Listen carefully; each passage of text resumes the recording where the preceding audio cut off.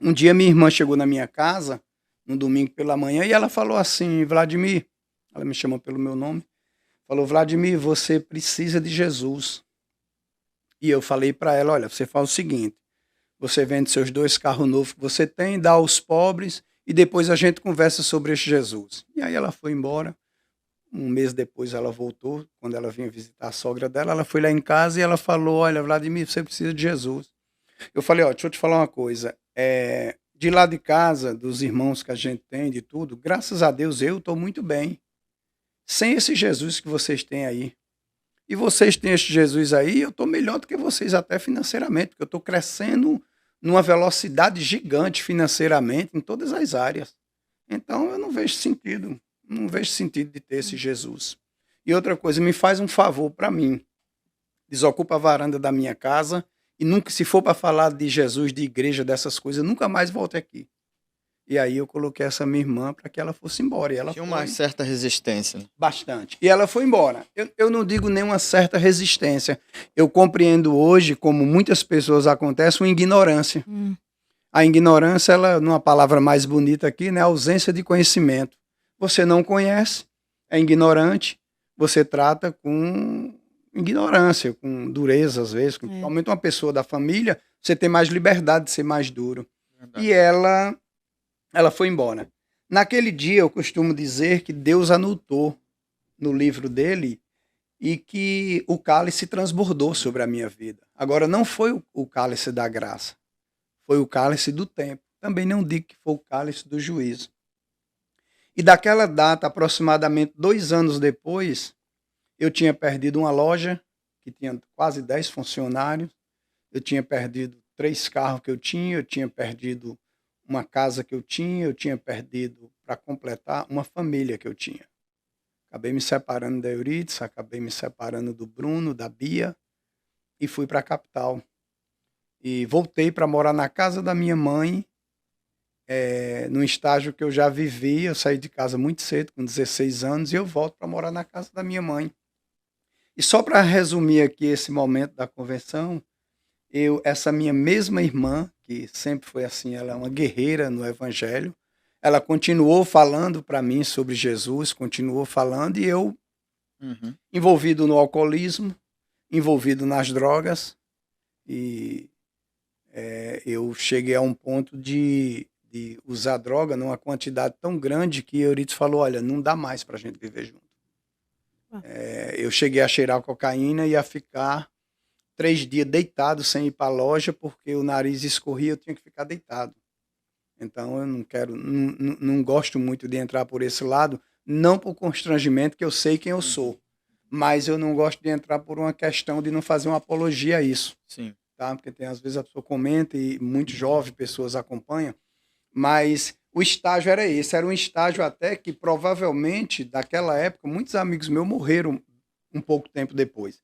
Então era um estado bem, hoje eu vejo, né, depois que eu aceitei Jesus, que era um estado bem assim terminal para uma vida, porque você está num ponto de usar droga a ter esses problemas agudos de saúde, você ficar 3 dias, 4 dias acordado e viajando e gastando e não saciava e não parava, e festa, e festa, e festa, e não tinha como conter aquela necessidade de buscar, de buscar. E fui para a capital, cheguei ao ponto, uma pessoa que era comerciante, que viajava com dinheiro, com carro bom, com tudo, cheguei a um ponto de pedir droga nas portas dos traficantes, É mesmo? de pedir bebida. Eu cheguei a ponto de pedir bebida em mercearia. Você chegar numa mercearia, para quem entende, é um comércio pequeno que vende várias coisas, um mini storage, para que você entenda onde você estiver nos acompanhando.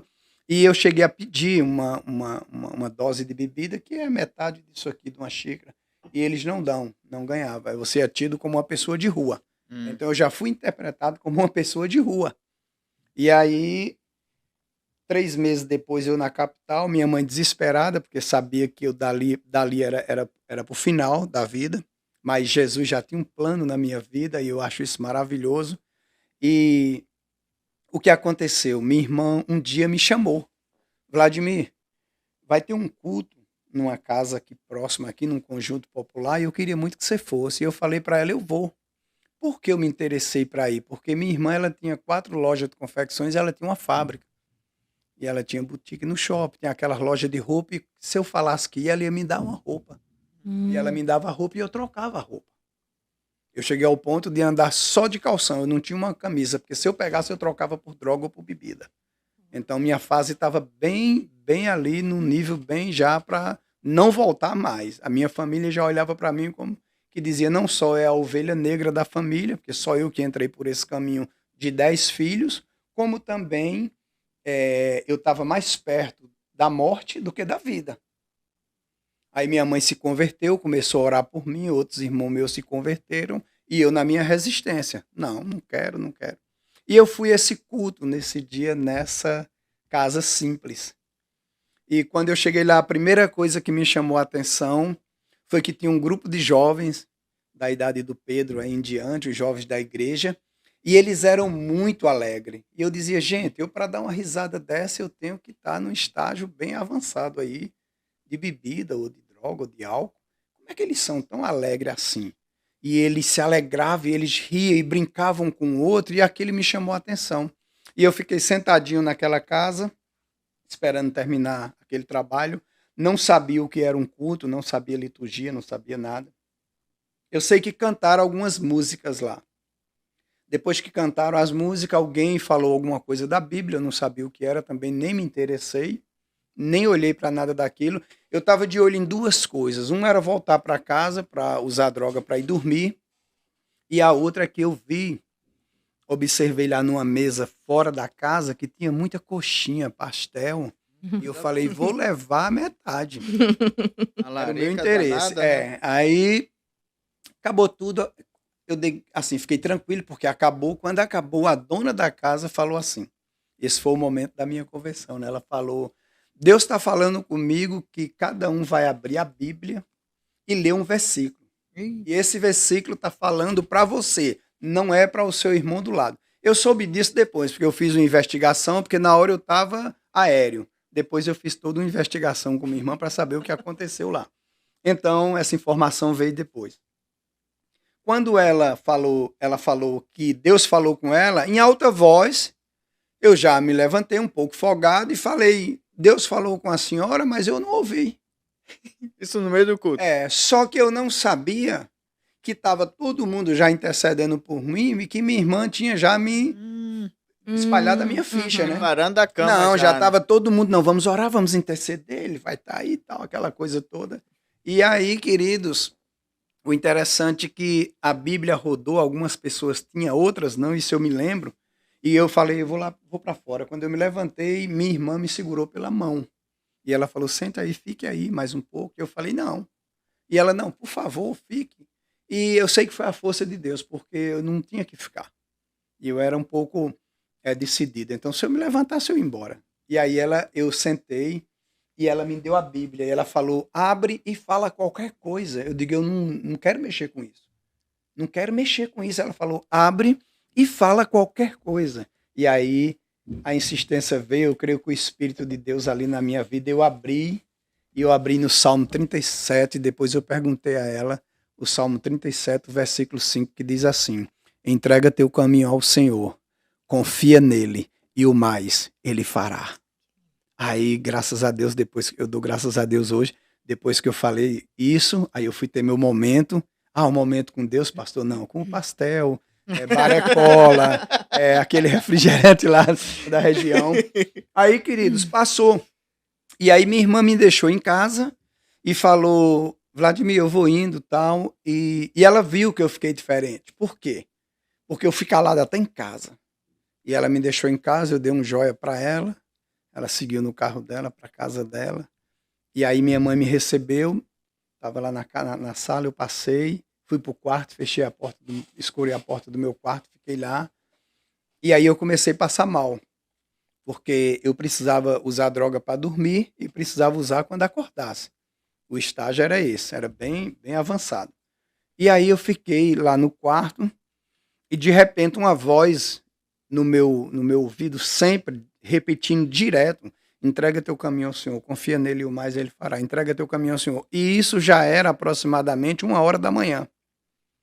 E naquela época, não é como hoje, que a gente vai no Face aqui, eu fui no orelhão Eita. da padaria do lado da casa da minha mãe e liguei para minha irmã e ela atendeu. E eu falei, Lúcia, eu não sei o que está acontecendo, mas tem algo aqui, uma voz, um negócio. Aí eu falei para ela, ela falou, eu vou aí. E ela veio e orou e eu consegui dormir, não usei a droga e dormi um sono em paz. E aí no outro dia eu me acordei, olhei para aquela droga, fiquei ainda 3 dias olhando e falei, não vou usar. E aí eu conversando com minha irmã no outro dia, conversando com ela, não falei para ela sobre a droga, ela falou, filho, isso aí foi a voz de Deus. Esse salmo aqui, aí ela me explicou, leu. Aí Deus falou no meu coração, algo muito forte, no segundo dia. Falou assim no meu coração, eu posso fazer todas as coisas. Porque eu perguntei para ele, Senhor, eu perguntei em particular, se eu entregar minha vida para ti, eu fiz essa pergunta para ele, o Senhor devolve minha família? Não. Ele falou, eu devolvo. Eu posso, eu posso. Aí eu fui no sábado, num culto jovem, porque era culto jovem na Igreja Batista.